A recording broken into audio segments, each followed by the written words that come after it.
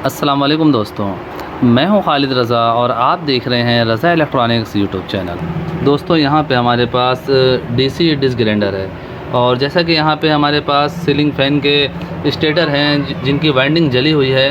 दोस्तों ceiling fan के stator की वाइंडिंग को काटने के लिए हम अक्सर इस तरह के प्लास का इस्तेमाल करते हैं। ये कटर प्लास वाइंडिंग काटने के लिए एक ज़बरदस्त कटर प्लास है, लेकिन इसमें मसला ये है कि अगर इसके ज़रिए आप सख्त तार को काट देते हैं तो उस सूरत में ये प्लास ख़राब हो जाता है।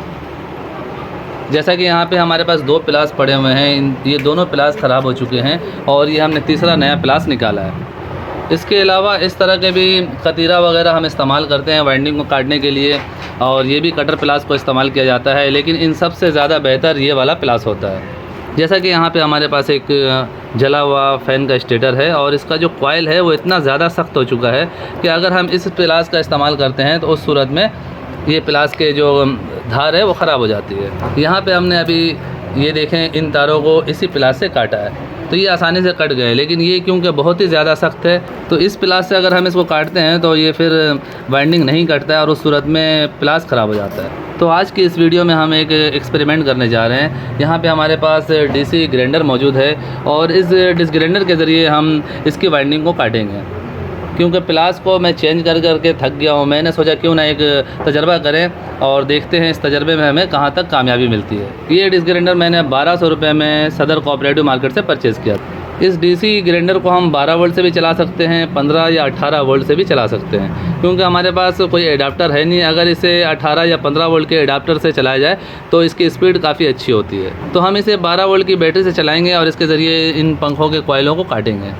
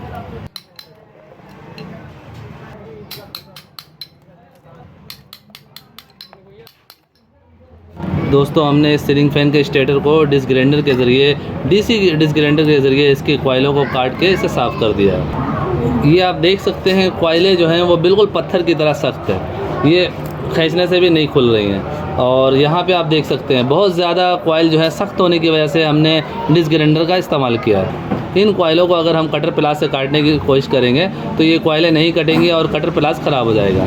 इसी तरह अगर हम छेनी के ज़रिए इन कॉइलों को काटेंगे उस सूरत में ये स्टेटर बहुत नरम होते हैं, स्टेटर कट जाते हैं।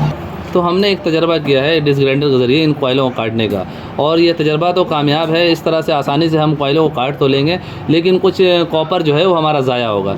मिसाल के तौर पे अगर पंखे में 400 ग्राम कॉपर वायर है और हम डिस्क ग्राइंडर की मदद से इसकी सफाई करते हैं, इसके कॉइलों को काटते हैं, तो उस सूरत में 350 ग्राम स्क्रैप इसमें से निकलेगा, यानी तकरीबन 50 ग्राम कॉपर का हमें लॉस हो सकता है। यानी हम बहुत ही मजबूरी की सूरत में डिस्क ग्राइंडर के ज़रिए पंखे की कॉइलों को कटिंग करेंगे। सो ये था दोस्तों सीलिंग फ़ैन की वाइंडिंग को काटने का एक एक्सपेरिमेंट जो आपने देखा।